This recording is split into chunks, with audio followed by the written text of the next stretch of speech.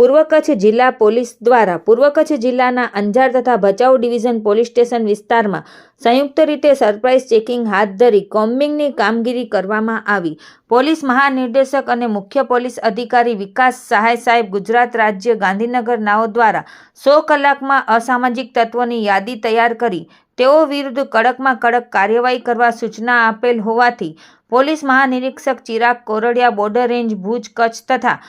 પૂર્વ કચ્છ પોલીસ અધિક્ષક સાગર બાગમાર દ્વારા પૂર્વ કચ્છ જિલ્લામાં શરીર સંબંધી મિલકત સંબંધી ગુનાઓ તેમજ પ્રોહી જુગારની ગેરકાયદેસર પ્રવૃત્તિ આચરતા અસામાજિક તત્વો વિરુદ્ધ કાયદેસરની કાર્યવાહી કરવા સૂચના આપેલ હોવાથી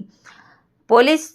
અધિક્ષક સાગર બાગમારની સૂચનાથી નાયબ પોલીસ અધિક્ષક મુકેશ ચૌધરી અંજાર વિભાગ તથા નાયબ પોલીસ અધિક્ષક સાગર સામડા ભચાઉ વિભાગના વડપણ હેઠળ બંને ડિવિઝન વિસ્તારમાં અલગ અલગ ટીમો બનાવી સઘન સરપ્રાઇઝ ચેકિંગ હાથ ધરી અસરકારક કોમ્બિંગનું આયોજન કરવામાં આવ્યું હતું।